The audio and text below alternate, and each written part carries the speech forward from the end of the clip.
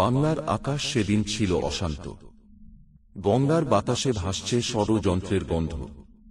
সময় 1757 সালের জুন মাস। এক তরুণ নবাব সিরাজউদ্দৌলা নিজের রাজ্য রক্ষার শপথ নিয়েছেন, আর তার বিপরীতে দাঁড়িয়ে আছে এক প্রতারক সেনাপতি মীর জাফর আর ব্রিটিশ ইস্ট ইন্ডিয়া কোম্পানির ধূর্ত গভর্নর রবার্ট ক্লাইভ। কিন্তু কিভাবে বাংলার ক্ষমতা বদলে গেল? বিশ্বাসঘাতকতার সেই রাতের গল্প আজ আপনাদের বলবো। স্কিপ না করে পুরো ভিডিওটা দেখুন।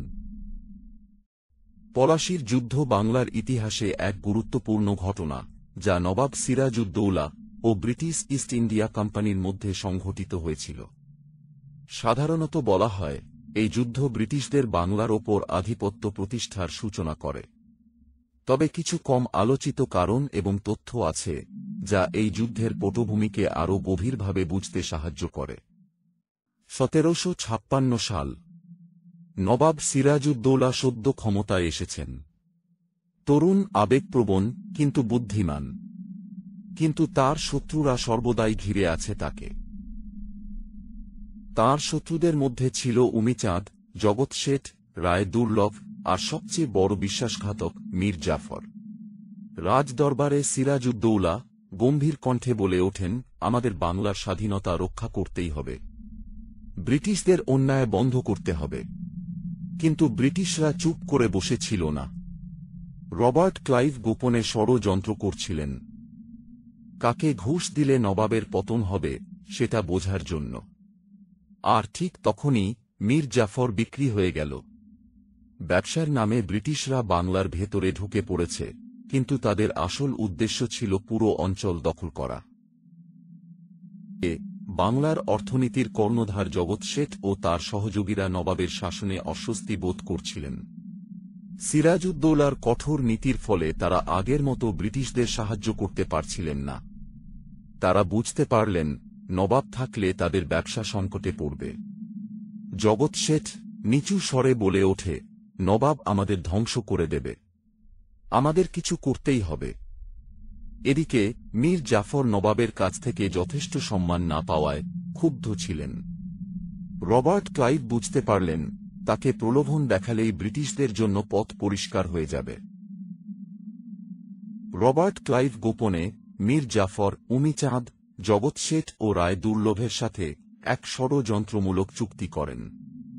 উমিচাঁদ দাবি করলেন, যদি ব্রিটিশরা জেতে তবে তাকে 20 লাখ টাকার স্বর্ণদণ্ড দিতে হবে। ক্লাইভ রাজি হলেন, তবে একটা চালাকি করলেন। তিনি দুটি চুক্তিপত্র তৈরি করলেন, একটি সত্য, অন্যটি ভুয়া।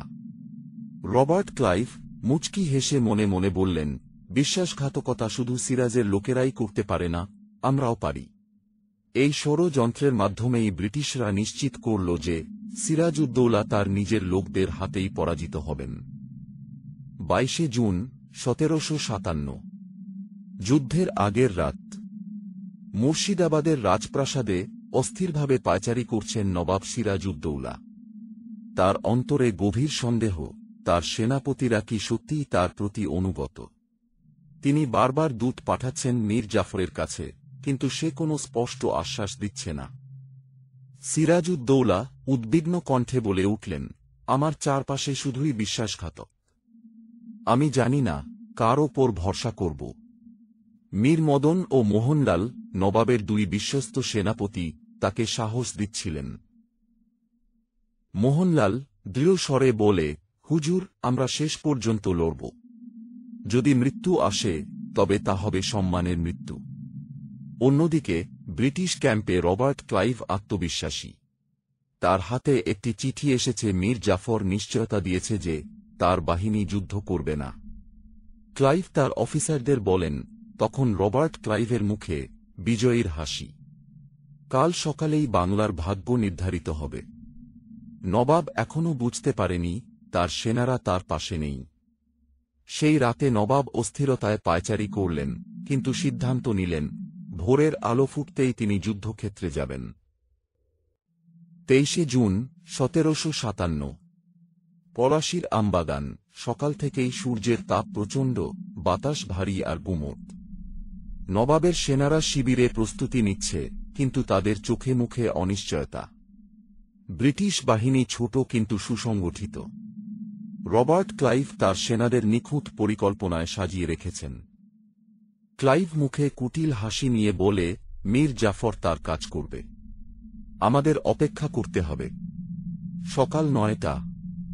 নবাবের বাহিনী কামানের গোলা নিক্ষেপ শুরু করে।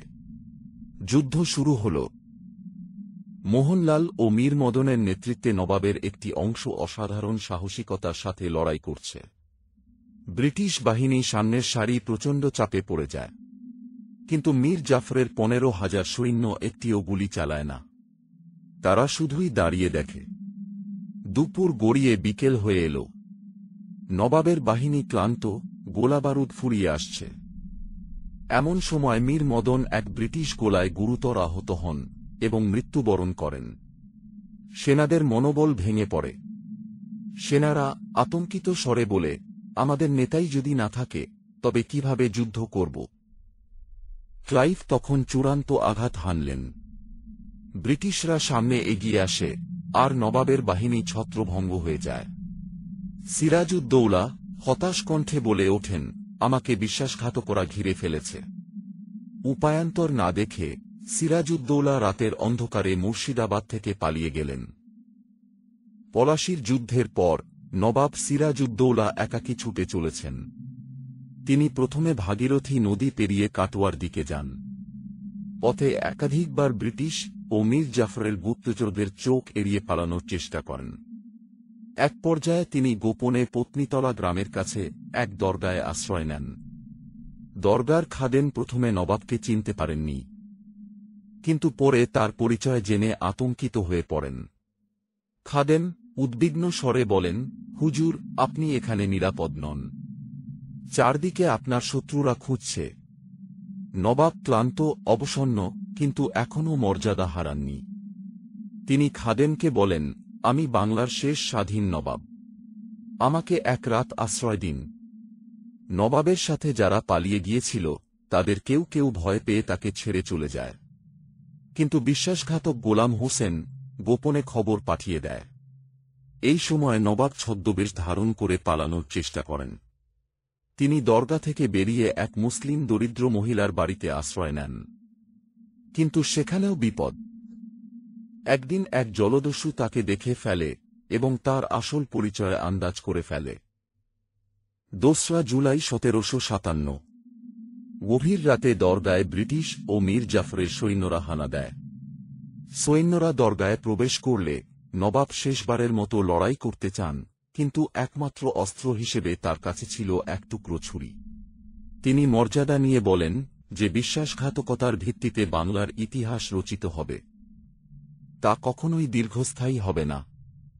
বন্দি করে কঠোর পাহারায় নবাবকে মুর্শিদাবাদে নিয়ে আসা হয়।